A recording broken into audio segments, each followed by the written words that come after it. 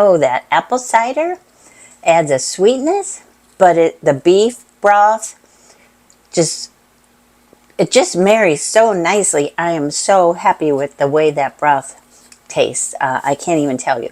Hi friends, thank you for joining me in my kitchen today, my channel on YouTube if that's where you're watching me from. Today what I want to make with you is something I'm gonna call, we're gonna wing it again, because you know, if you've been here before, you know that's the way I like to come up with my recipes, is just use what I have and my noodle and then things I already, you know, like I said, had in the refrigerator. Now, a couple of weeks ago, we went apple picking. We didn't actually pick apples, but we went to the apple orchard and we got some fresh apple cider, which is delicious. And I had some beef stew meat in the freezer downstairs, so I thawed that out. And what I decided I'm going to make is apple cider beef stew. And I'm going to kind of, as I said, wing it by ingredients I think sound good, like they'll make a nice stew together. So let me show you what I have in mind. Instead of potatoes, you always have potatoes in stew, but because this is going to be a not overly sweet stew, but a stew with a slight sweetness to it, I'm going to use sweet potatoes instead of like a, you know, russet or something like that, or Yukon Gold. So sweet potatoes. And then, of course, all stews, I think, celery. Celery goes good. Carrots, of course. And I like parsnips in stews. So I have some massive sized parsnips. And I'm not quite sure how much I'm going to use just yet, but what I'll do with the carrots and the parsnips and the celery is wash them up, trim them, and then dice them into stew-sized pieces. Whatever that is yet, I'm not sure. You'll see it as we go along. So this is like a cooking lesson in process. So the beef stew that I had in the freezer, it's right here. We bought a side of, maybe a quarter side, I don't know, of beef from family member, not that it matters, but a family member a while back. So I'm gonna trim it as needed, cut it into stew-sized pieces, brown it in the Dutch oven, and then add all the other ingredients and components, and then let it simmer for a nice long time till it gets nice and stewy tasting, whatever that means. But on to the ingredients.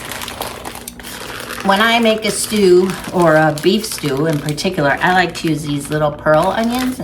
So that's what I have. I already thawed them from the freezer, so I'm gonna use a whole package of these. I'm going to use fresh thyme leaves and beef stock to go along with the apple cider vinegar. Of course, salt and pepper. Oh, bay leaves I didn't mention, but always bay leaves for that flavor that it tastes. Home cooking at its best, and like something cooked for hours on the stove. This will cook for a while, but certainly not hours, but the bay leaves will give you that flavor like that good old home cooking. So yeah, I think that's it. And if I add more to it, you'll see it as it happens. So you'll notice I'm using the 2-camera method again. Maybe not the best way to do things, but until I get it figured out, you're gonna see it. I have it raised up from, if you saw my previous video, it's a little bit higher up, not that it matters, and I'm also going to use my induction burner because it's easier for me to film and work all at this station, and the induction burner heater works wonderfully for that, so I don't have to drag everything over to the stove. So let's begin. First, I'm going to, prepare the parsnips, carrots, and celery. Okay, as I mentioned earlier, these parsnips are ginormous, but that's fine. I'm just going to go ahead. And the bigger they are, probably the harder they are to slice, but that's okay. Don't worry, don't fret. It can be done. It just might take a minute, an extra minute to get it done. I'm using my vegetable knife. I forget what, there is a name for it, but doesn't matter. So chop off the tops and the bottoms of the parsnips and the carrots. That's the way I do it. And then I will go ahead and peel these.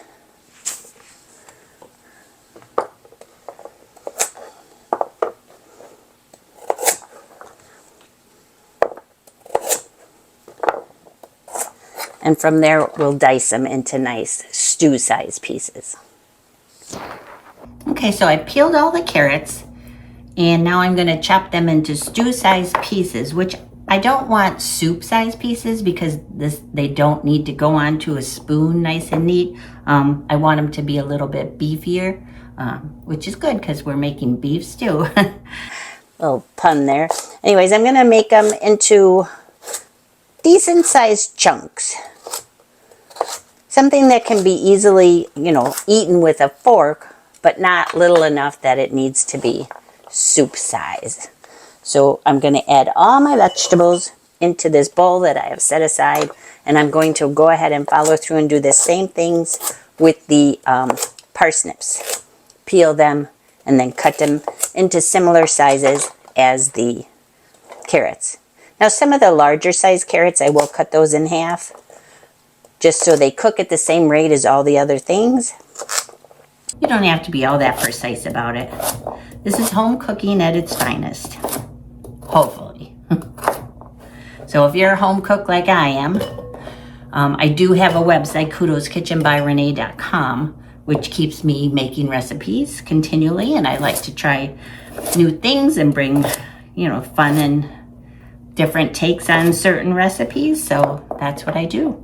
And I cook like this, just kind of winging it quite often here in my own kitchen, so that's what I'm bringing to you. Hopefully you will like this kind of cooking, and at the end, as we taste and see what the flavors are as we go, if I need to adapt, with certain items, I'll go ahead and do that, but I'll always let you know, and then I will make sure to post the ingredients and quantities in the description box below. I'm gonna go ahead and do the same thing now with the parsnips, and I'm adding them all to the same bowl.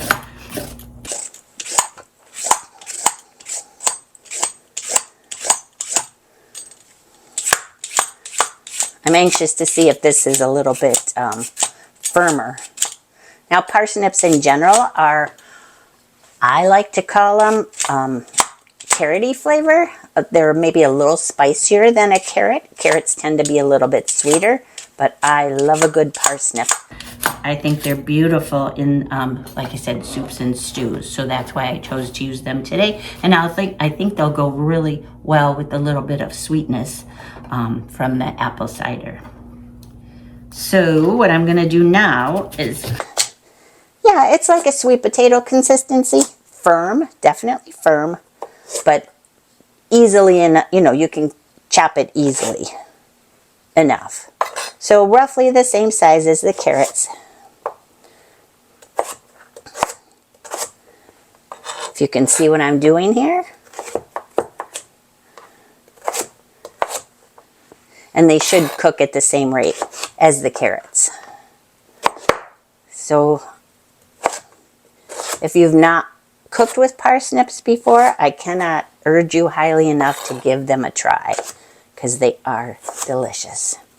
And they store well too in the refrigerator, about as long as carrots do, which for me, I think my carrots can last a good couple, 3 weeks to a month without going bad in the fridge. So like I said, I'm adding all my veggies, and then I'll be doing the celery as well. So while I'm chopping the vegetables, I'm thinking to myself, wow, this stew is not going to have much green in it. And I really like when a dish does have green, because I think it looks more appealing and brings out some freshness. So I looked in my freezer to see if I had any frozen peas, which I normally do have, but I don't this time. I would go ahead and add frozen peas to this, but what I do have are frozen green beans. So I'm going to add some of those to the stew pot as the stew is cooking.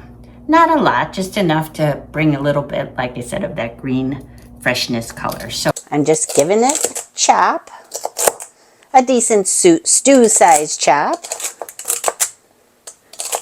And that's going in the bowl with the parsnips. I did use 2 of those large parsnips, so probably like 2 cups, maybe 2.5 cups of parsnips chopped. And the carrots, I think I used like 5. They were on the smaller size. So I'm going to say that was like 4 cups of carrots. So here's the celery. 1.5 cups of chopped celery, add it all to the bowl. I went ahead and used 2 of the sweet potatoes. So roughly 2 cups, 2.5 cups. They're pretty heftily chopped. I don't think that's a word, but they're pretty good size. And now those green beans I was telling you about, and these are frozen right now, and that's fine. I'm just gonna kind of run my knife through what looks to be half of this bag. These are petite whole beans. You can use whatever you like. Like I said, peas would actually be very good in this recipe. I wish I had thought ahead as far as the color, but I didn't, and that's okay. That's cooking for you. Use what you have and figure it out. So and be careful because they're a little tougher to chop once they're frozen, of course, so take your time. And just run your knife through them. Probably want to cut them into like 1-2 inch pieces. It doesn't have to be precise. And I'm not going to put these in the pot at the same time I put in the harder vegetables, the sweet potatoes, parsnips, and carrots, just because these will not take that long to cook, and I don't want them to turn to mush. So I'm going to set these in a separate bowl, and they will wait until later. I just wanted to get them prepped. Okay, so here's the beef stew meat I was telling you about that I had in my freezer that we had purchased when we went ahead and got a side of beef, or a quarter side. Well, I don't even know how you properly, talk about a beef that you buy like that. But anyways, here it is. It looks really good. And I took it out of the package, and now I'm going to dry it off. There's paper towels in the bottom of this dish. I'm going to dry it off pretty well, because what I want when it starts cooking is I want it to sear, meaning get nice and dark brown on the outside of the meat, because that is the flavor that develops the flavor, a nice beefy flavor. Now, if I had to guess, I'm going to say this is a good 2 pounds of beef stew meat. So it is a lot. And no, you don't have to make this recipe for feeding as many people as I am doing today. But what I want is I want a bunch of leftovers, because I want to share this dinner with some friends of ours and also a family member. So that's why I'm making as much as I am, because if you can't cook for the people you love, why bother? So I dried off the meat. Now I'm going to chop it into smaller bite-sized pieces, and then we're going to sear it off in a Dutch oven. So we'll do that next. The pieces that are already nice size, stew size, I'm just going to leave alone. But the larger pieces I will go ahead and trim. This is beautiful meat. It's nicely marbleized. Now, can you use other cuts of meat? Can you use like cubed pork or even chicken for this recipe? I don't see why not. I think it would be very tasty. The cooking rate will be different as far as, cooking the temperature-wise for poultry and pork, but it should work just fine using the apple cider, the sweet apple cider. So hopefully you can see what I'm doing. I'm trimming off a little extra fat as needed on some of the pieces, but for the most part, I want that fat on there for flavor. But it looks good. This will need to brown in 2 batches, I believe, because the more you crowd your pan with meat or anything, the temperature will lower. And you want the pan, the Dutch oven I'll be using, at a pretty consistent high heat to get that nice sear and color on the beef. So we will be doing it in a couple batches. You don't have to watch through all that process. I'll keep you informed, but that's my thought process right now, is that's what's going to need to happen. I will be back after all this meat is prepared and we're ready to start cooking. Okay, so here's all the meat, nice and chopped and prepared. It's roughly in about 1.5 inch, maybe 2 inch cubes at the most. So before I do anything else, I'm going to liberally sprinkle them with salt and pepper. Sometimes I'll do this after, like half of it is in the pot, but this time I'm just gonna go ahead and season them right now before browning any meat. Really doesn't matter, but the longer it does sit with the salt on it, the more it will penetrate the meat. So yeah, even an extra couple of minutes doesn't hurt. And here's the cracked black pepper. And don't be afraid to sprinkle, you know, what looks like too much, because this is a lot of meat and you're gonna be just fine. It's gonna take a lot of seasoning to season this beef. So there we go. And then I think what I'll do is maybe add some garlic powder. Why not? So roughly 1.5 teaspoons of salt, maybe 1 teaspoon of pepper, and 2 teaspoons of garlic powder, because I like a lot of garlic flavor. There we go. Now I'm gonna let this sit for another couple of minutes while the pan heats up, and then we're ready to start cooking. Okay, so I have my Dutch oven heating on the induction burner. A tablespoon of avocado oil, and I'm going to do the beef in batches like I mentioned. So probably just 2 batches is going to be just fine. So here's the first batch going in. Oh yeah, that sizzle is nice. That's just what you want. That's color happening as we speak. So one more bit. And it won't take very long. I don't need it to cook. I just want it to get that color on it. So a little bit more. Okay, it's gonna get smoky in here. Whew.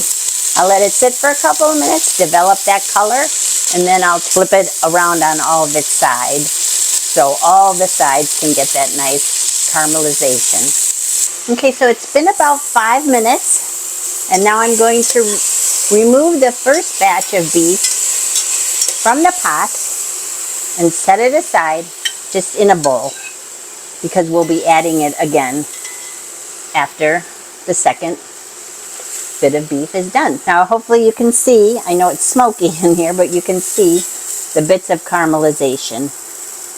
And you can definitely see the bits of caramelization even through the smoke on the bottom of the pan. And that's great because that's flavor, and we'll be using that a little bit later when we deglaze the pan with the liquid. And I'll show you what that means. So here's the first bunch of brown beef. And now we're going in with the second batch. I'm just going to cook it in what's already left of the oil from before. So watch out, because we're going to get smoky again.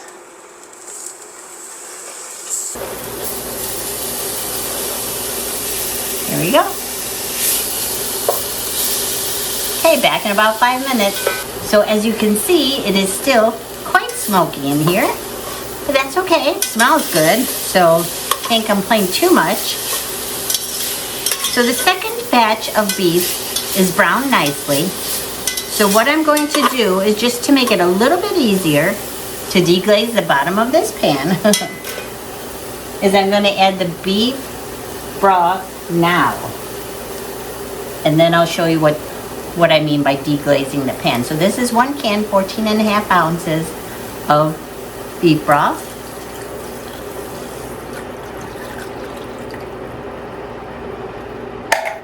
And then deglazing means the liquid will help loosen the brown bits from the bottom of the pan once you scrape them. So that's what I'm doing now, is I'm scraping. It also helps clean the pan, which it does double duty. It's very nice that way. And it adds extra richness and flavor to whatever you're cooking to deglaze the pan. So don't skip that step on a recipe that says deglaze. And you can feel it, you know, if your spatula is gliding without getting hung up on whatever's on the bottom, then you've done your job and the deglazing process is done. Okay, so I'm going to add the rest of the beef back into the pot. And don't forget to get all those juices that have accumulated in the bottom of that bowl and make sure all of that goodness and flavor gets into the stew. Okay, set that aside. And I set aside 1 extra can of beef broth. So I'm going to go ahead and use that because once the other ingredients get in, it's going to be a very, very full pot. So we're going to go ahead and add the other can. And from there, I'm going to add the bay leaves, which we will pick out. They're just going to cook in with the stew while it's cooking. Once the stew is done, we pick these out. They're just there for flavor. So I have 4 kind of regular sized bay leaves. So I'm popping those in. And I'm also going to pop in some stems of fresh thyme because I love the flavor of thyme and I think it gives, again, that long cooked flavor to just about anything, and it's just got a lovely aroma. So it's a good sized bunch. I'm just going to toss it all in, and again with this we'll be picking the stems out, but the leaves will remain in to flavor the stew. So that's a good bit of thyme, fresh thyme. You could also use dried thyme. And now I'm going to carefully add the potatoes, sweet potatoes, carrots, celery, and parsnips. And when I say carefully, it's because I don't want this to go splashing everywhere. So we'll do our best. Here we go. And this is a full pot, but it will cook down after it's had a chance to really heat through. I think I'm going to switch to a spoon so I don't accidentally flip this all over my kitchen. There we go. And give it all a good stir.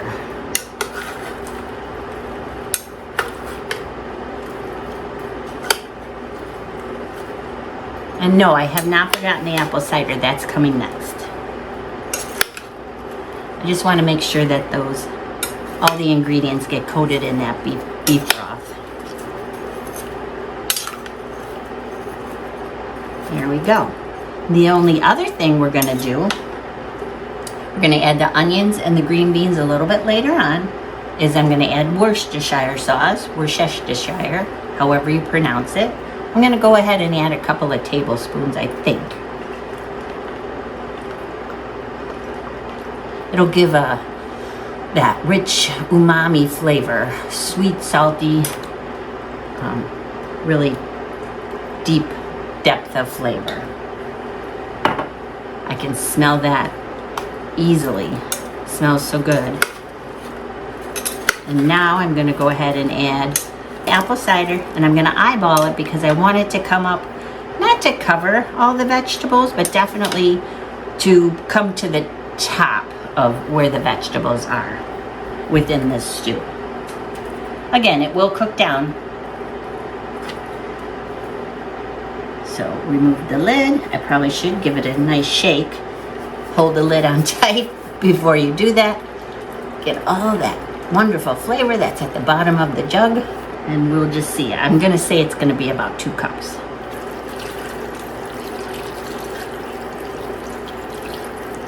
Roughly. And now I'm going to add additional salt and pepper because don't forget the vegetables, the sweet potatoes, parsnips, carrots, they don't have seasoning on them yet. So this may look like a lot, but considering we're seasoning all the ingredients now, as far as the vegetables go, I'm going to say that's at least a 1.5 teaspoons. And then again, cracked black pepper. So roughly 3/4 of a teaspoon, whatever you like. If you're a big pepper fan, add as much as you like. If you're not as big a pepper fan, scale back a little bit. But I love black pepper. So this is looking pretty good. And it's going to take a while to cook. I'm gonna say at least 2 hours. And the beef will be tender, and the vegetables will be tender. Sweet potatoes, Penny will be tender. Love me tender, Penny. And everything else will be just flavored deliciously. I can definitely smell the sweetness, but it doesn't seem, Penny, overly sweet to me. Use your nose. Don't forget to use your nose in cooking. If it does tend to feel too sweet to you, smell too sweet, add a little bit more beef broth. But this looks good to me for now. So I'm gonna put the lid on it, and it's gonna cook and simmer and get extra delicious. Penny says yes.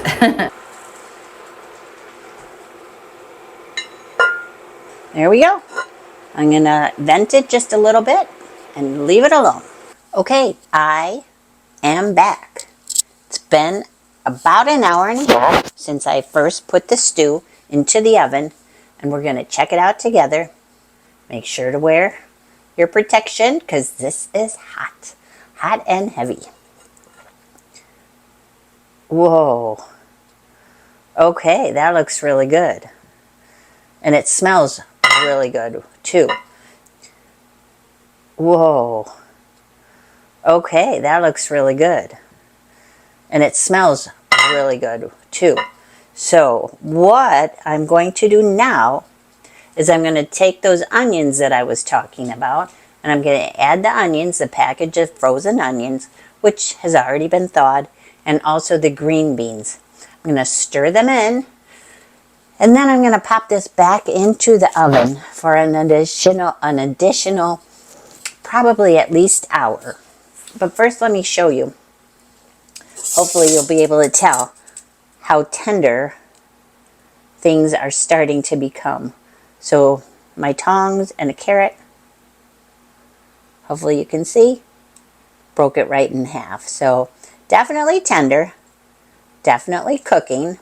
But like I said, I still want to build a little more flavor, and I also want some of this extra liquid to evaporate. So when I put it back in the oven, I'm going to do so without the cover, and that way it will go ahead and thicken and the liquid will evaporate. See how I was telling you the thyme leaves were going to come off the stem?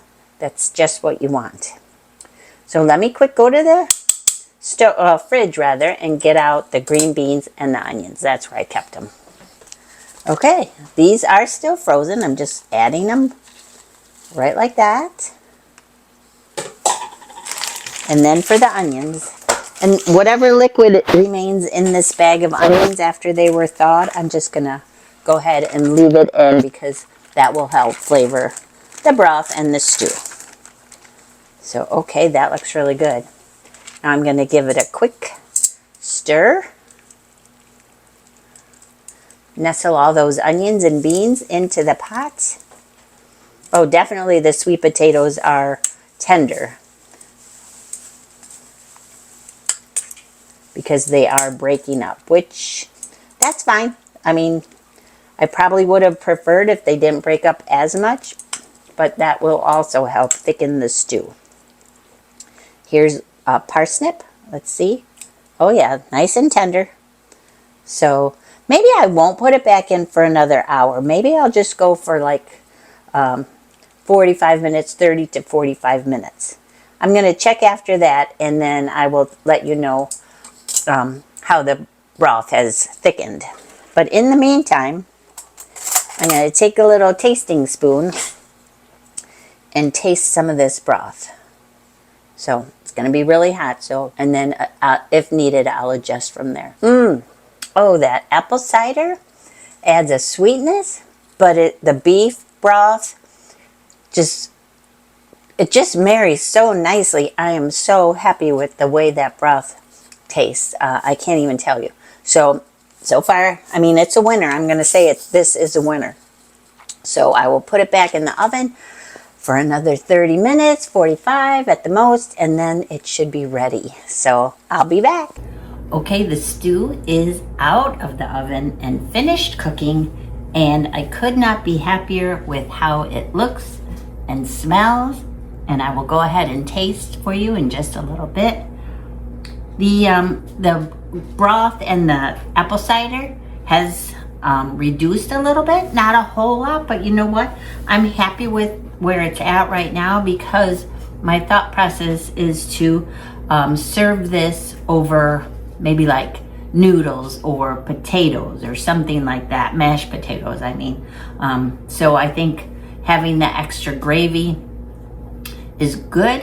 Plus, as the stew cools, everything will kind of thicken up on its own. So I'm not worried about that extra broth. I think it's gonna work out just fine.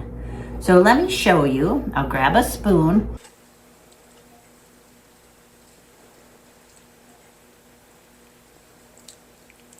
And we will fish around for the time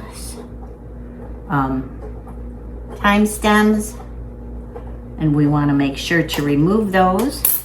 And we will also fish around for the bay leaves. So here's definitely enough thyme sprigs, I think. That's probably all we're gonna find. And then here's a bay leaf on top. I can see it. And I'm pretty certain we added 4. So I will go ahead and look quickly for the others. There's another. Grab him out. There we go. So there's 2. Oh man, this smells so good, you guys. The sweetness from the apple cider is what's really gonna make this a delicious and a little bit unusual stew, but unusual in the best way. I don't really see that other bay leaf right now, but it'll turn up and I'm not too worried about it.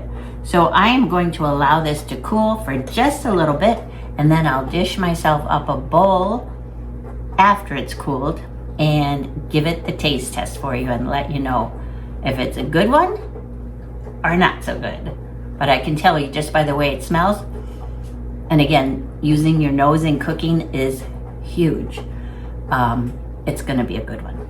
So stick with me. I'll be right back. There it is. Okay, I can't wait for it to cool down. I just can't. I'm too excited to try. So here's my bowl, and here's my spoon. It's a slotted spoon, unfortunately, but that's okay. You know what? I said to serve it over mashed potatoes or noodles or something.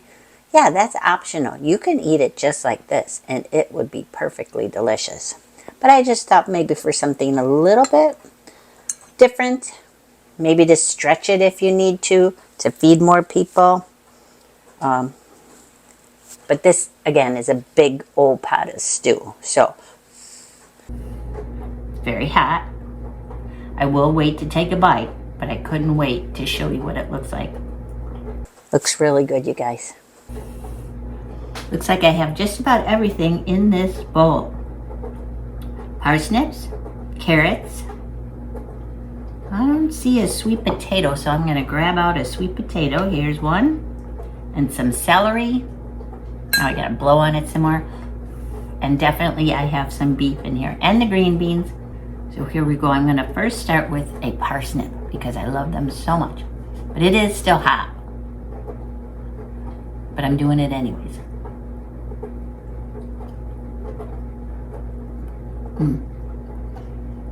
It's soft, it's buttery, it's sweet, it's complex in flavor, it's more than a carrot. Speaking of carrots, let's do a carrot next.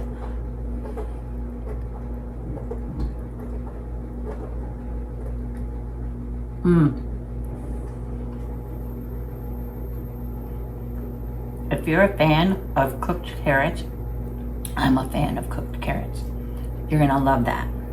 It's so good. Now, I should just do one all together, but I can't. I have to try it all individually. Here's the sweet potato. Let's see how it tastes cooked in apple cider.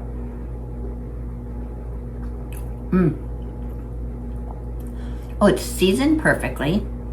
It's soft, So if you wanted to add the sweet potatoes a little bit later than the parsnips and carrots, I might recommend that, but I don't find it objectionable that the sweet potatoes fall apart tender. I think they're delicious, so that doesn't bother me one bit. So here's the green beans. I'll go ahead and take those along with a piece of beef. It's beefy, it's tender. Just a little hint of sweetness. Nothing I would really call sweet, but you definitely know that apple cider was used in this recipe because it just has a little bit extra flavor. That's all I can say. Really, really good. And here's some onions and a little piece of beef again.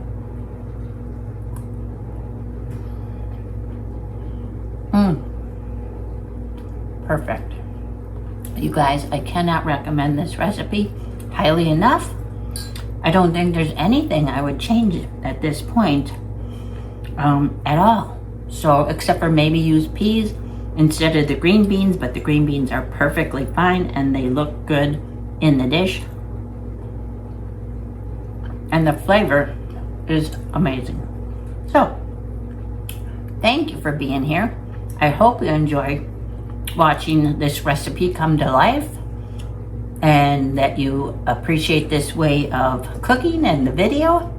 Give me a thumbs up if you want to. I would appreciate it. It helps with the algorithm. Or give me a thumbs down if you feel like, nah, that's just not my style. That's fine, I get it. But give this recipe a try because it is delicious.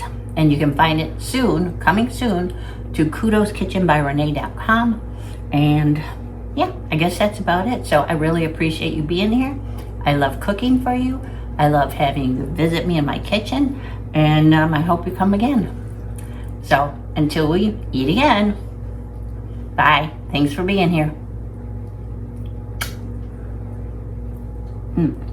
Gotta have some more parsnips. Oh boy. We have a fire going in the backyard tonight. I think we'll be eating this beef stew around the fire. How good is that? Bye-bye. It's time to eat. See you next time. And don't forget to visit my blog, kudoskitchenbyrenee.com.